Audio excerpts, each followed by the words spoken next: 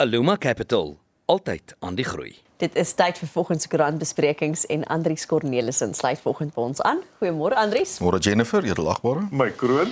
Andries, okay. Daar's baie om te sê oor die Mlanga kommissie, Andrea Johnson, 'n klomp nuwe name daarbey en IDAC.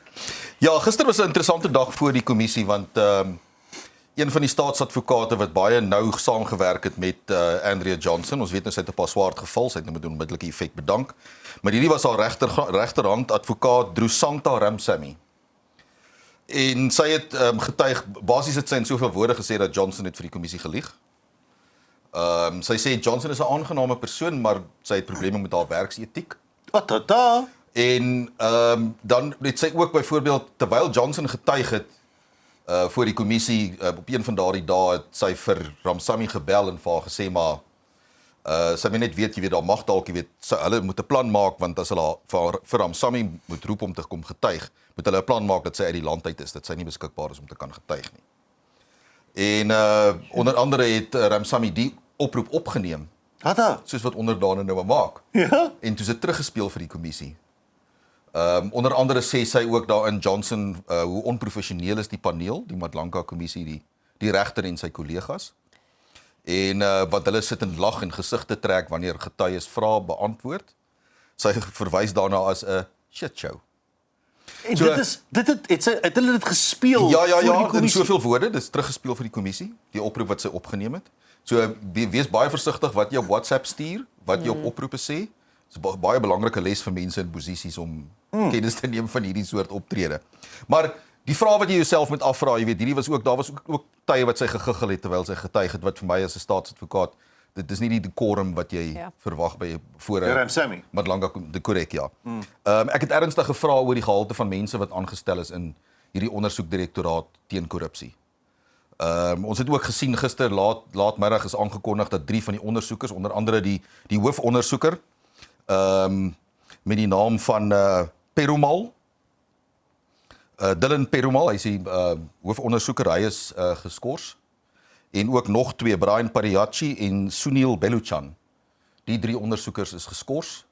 Daar gaan nou 'n audit gedoen word van al die sake by IDAC, of die ondersoekdirektoraat teen korrupsie. Hierdie herinner so 'n bietjie aan die skerpioene van destyds. Jy onthou die skerpioene en die diskreditering van die skerpioene, en toe uiteindelik is hy toegemaak. Nou in hierdie stadium, IDAC is in dieselfde posisie. Daar gaan nou 'n audit gedoen word van die sake, en ons het al reeds gesien dat een van daardie sake is teruggetrek. Daar's 'n baie ernstige vraag oor prosedures binne in hierdie ondersoekdirektoraat. Soos ek sê, sy het kritiek gelewer op Johnson se werksetiek. Nou, baie van hierdie goed kom uit 2024 en al sulke goed. Ek hoop die staatsadvokaat het eers haar klagtes vroeër al op rekord geplaas. Want dit sou haar verantwoordelikheid wees as 'n staatsadvokaat. Anders is hy medepligtig dan. Dit is een van die vrae ook. Johnson word reeds deur die valke ondersoek. Want daar word beweer dat sy vir Feroz Khan, die man van misdaadintelligensie, vooraf gewaarsku het dat daar ondersoeke teen hom is. So natuurlik is daar die uitvloeisel van hierdie hele proses, en wie anders sou mens verwag om dit te doen, is natuurlik die MK-party. Hulle het 'n privaatlede wetgewing wetsontwerp ingedien, waarin hulle vra dat onmiddellik begin iets speel op my rekenaar, dat die IDAC ontbind word. Ja. Soos ek sê, ons is terug by natuurlik Zuma se party wat vra vir die ontbinding, onthou destyds die skerpioene. So ons is weer daar. Die vraag is, wat hulle voorstel is dat ons moet teruggaan na die stelsel toe van die nasionale vervolgingsgesag vervolg en die valke ondersoek. Daar moet nie hierdie gesamentlike ding wees waar aanklaers en ondersoekers saam aan vervolgingswerk. My vraag, Andries, is hoeveel van die groot name wat ons gehoor het, wat moontlik vervolg sou word, of wat ons gehoop het gaan vervolg word, daai saak, hoeveel van daai sake gaan nou deur die mat val as gevolg van hierdie? Dit is juist hoekom dat die audit gaan doen van hierdie sake, want daar gaan nou baie ernstige vrae gevra word oor al die vervolgings van IDAC. Onthou, een van daardie vervolgings is Mapisa Nkakula, die voormalige speaker, minister van verdediging. Ja. Maar sy is al reeds in die hof. Ja, so dit is, daai saak is minstens reeds in die hof. So ons sal moet sien presies hoe daai proses gaan verloop. Maar hierdie was nou die wapen in die stryd teen korrupsie. Ja. En hierdie wapen is nou gediskrediteer. So nou gaan jy moet sien hoe die proses van hier af verloop. Die probleem is dis nog verdere wantroue in die regstelsel vir die publiek. Spesifiek die strafregstelsel. Waar jy weet, ons het byvoorbeeld die minister van polisie wat gister gesê het, hulle het in die afgelope 2,5 jaar het hulle 162 georganiseerde misdaadsyndikaate geïdentifiseer. 162? Georganiseerde misdaadsyndikaate. Dis in die afgelope 2,5 jaar. Hulle het 371 van die beweerde leiers van hierdie misdaadsyndikaate is vervolg, maar net 62 van hulle is skuldig bevind. As jy genoeg bewyse het om teen 'n misdaadbaas 'n amptelike klag te lê en hulle aan te kla, dan neem 'n mens aan dat daardie bewys goed genoeg is gewees om 'n skuldigbevinding te kry. Ja, die probleem is wat ons sien en as jy kyk na byvoorbeeld IDAC, die van die beweringe wat jy in die media waarskynlik gesien het en dan opgeëindig het as deel van ondersoeke en sulke goed. Die probleem is dat baie van daardie goed was eintlik net dis beweringe en dan word daar, jy weet, mense word verdag gemaak sonder dat daar eers werklike bewyse is. So dis waar die proses eintlik problematies is, dat jy kry amper die idee dat die media doen meer ondersoekwerk as wat die ondersoekdirektoraat doen. En op die einde En hulle is die mense met die magte. Ja, dit eindig meer as 'n swart smeerdery, naamskending. Korrek, dit is verskillende faksies wat teen mekaar. Jy maak, jy weet, ek wil jou en jou posisie diskrediteer en van jou ontslaa raak. So ek maak beweringe teen jou en ek gebruik nog parlementslede ook om dit te doen. So daar's baie vrae oor, soos ek sê, ons het ernstige vrae om te vra oor die gehalte en bekwaamheid van mense wat ons in poste aanstel in die strafregstelsel wat moet sorg dat Suid-Afrika 'n veiliger land word. Diskrediteer dit en dan diskrediteer mense ook die polisie deesdae se topposte. So nou sit jy en wonder waarheen gaan jy heen as die polisie en die regstelsel, dan begin mense baie bekommerd raak. Ja, dis hoekom hulle ook kyk na leefstyl audits onder andere. Ja. Al die personeel van die ondersoekdirektoraat gaan leefstyl audits ondergaan. En dis ook goed so. Ek dink mense, as jy niks het om werk te steek nie, is dit nie vir jou probleem. Ja, ons moet iewers begin. Absoluut, laat ons skoonmaak. Op Marula Media is daar 'n storie oor bestuurslisensies, dis vanmôre in die nuus gewees by ons ook. Moontlik 'n langer hernuwingstydperk as die 5 jaar wat dit tans is. Ja, die kabinet het goedgekeur om dit te verleng na 10 jaar toe. Dis nou vir ligte motorvoertuie en motorfietsse en dis nie vir taksies en openbare vervoer. Want hierdie is eintlik maar 'n administratiewe proses. Omdat jy word nie weer getoets nie. Sommige mense moet elke week getoets word, maar hierdie is nie die toets nie. Hierdie is nou eintlik maar net hulle toets jou oë en dan gee hulle vir jou 'n nuwe kaart. So die ding is dat Outa het al baie lank terug die aanvoerwerk gedoen dat hierdie periode moet verleng word, want elke 5 jaar moet jy gaan sukkel met die staat.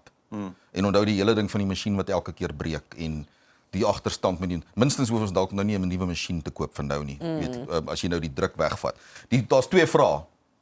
Die vraag is, geld hierdie net vir nuwe aansoeke wat kom nadat dit amptelik geword het. Dit is nog nie amptelik nie, want hy is nog nie in werking nie. So geld dit nou byvoorbeeld vir ons wat as jy nou 'n geldige kaart het wat nou nog vir 3 jaar of 2 jaar geldig is, beteken dit nou dis nou vir 10, nog 10 jaar aangeskuif.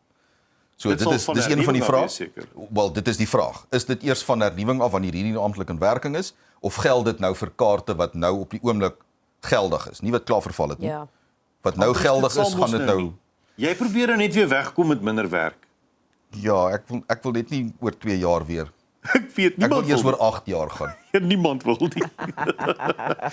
Kyk, ek en 'n lisensieplek is nie maatjies nie. Dis Kyk, daar's baie van hulle wat baie doeltreffend is. In Tshwane is daar van hulle wat Baie nie, maar ek ken nou nie oralste in die land nie, maar daar is 1 of 2 waar dit 'n betreklike makliker proses is. Waar dit redelik glad verloop. makliker. ja. Ja. Ek moet by een van hulle uitkom. Ek was nog nie by een van hulle gewees Dit nie. hang af van die amptenary. Onthou die amptenary is Ja. wat bepaal. Ek hoor jou aan. Ry, interessant dat jy dit sê. Ja. Andries, dan Eskom is kort in die nuus. Hoekom nou? Die interessante ding is die kabinet, nog 'n goeie storie eintlik uit die kabinet uit, afhangend van hoe dit geïmplementeer gaan word, is dat dis die eerste groot hersiening van ons elektrisiteitstariebepaling sedert 2008. Nou daar word gepraat van koste-reflekterende prysstruktuur. Nou binne daai konteks natuurlik gaan 'n mens moet kyk na maar hoe bestee Eskom sy geld, personeel, salarisse, want al daardie goed word deel van die elektrisiteitskoste. So mense gaan met baie fynere detail en goed kyk na Eskom byvoorbeeld. En dan die tweede ene daarvan, al hierdie goed is nou oop vir openbare kommentaar, is nou nog nie amptelik nie. Dis nie in werking nie. Is om die mark oop te maak vir private beleggings in elektrisiteitsgenerering en verspreiding infrastruktuur. So jy praat van buitebeleggings in die elektrisiteitsbedryf waar jy meer kompetisie kan kry vir byvoorbeeld Eskom. Dis alles dat nog hulle nie nie eksklusief is nie. Ja, daar's nou 'n openbare kommentaarproses wat gaan gebeur. So mense moet nou nie oornag dink hierdie gaan nou skielik verander nie, maar die belangrike ding is dat weet ons veral ons vervaardigingsbedryf weet die ekonomie het 'n hupstoot nodig in terme van werkskepping, al daardie tipe van goed. En die prys van elektrisiteit is een van die groot probleme vir besighede en veral vir die vervaardigingssektor. Andries, ek is skepties. Die verkiesing is een van die dae. Nee, jy moet nie skepties wees. Ek is alweer skepties. Optimisties vanmôre oor. Okay, ek gaan probeer. Ek gaan probeer. Sal vroege brandewyn vat vandag. Dan moet ons praat oor Perske bladjang. Ja, kyk, ek is mos maar bietjie van 'n stalletjies mens. Ek hou van die, jy weet, die padstalletjies en die goedjies. Ja, en dis nou waar jy hierdie is die wat noem hulle dit, die preserveerkampioenskappe. Ja. Die inlê ope. Die inlê dis basies die inlê ope. Dit is mooi. Ja. Verwys nie noodwendig na dieselfde ding nie, maar ja, dis 61 kenners het 700 inskrywings van 85 vervaardigers beoordeel. Dis in die jaarlikse kampioenskappe. En dan praat jy van die baie interessante produkte, daar's nuwe goed ook, maar hulle sê dis die klassieke goed wat weet as jy nou gaan kyk by die van die padstalletjies en sulke goed, jy weet tannies wat hierdie goed en hulle het handelsmerke en dit is gewilde goed wat jy weet jy praat hier van konfyte, marmelades, bladjang, pickles tot pestos, olywe, allerhande vernuwende goedjies ook, onder andere jalapeños in 'n soetstroop ingelê. Ja.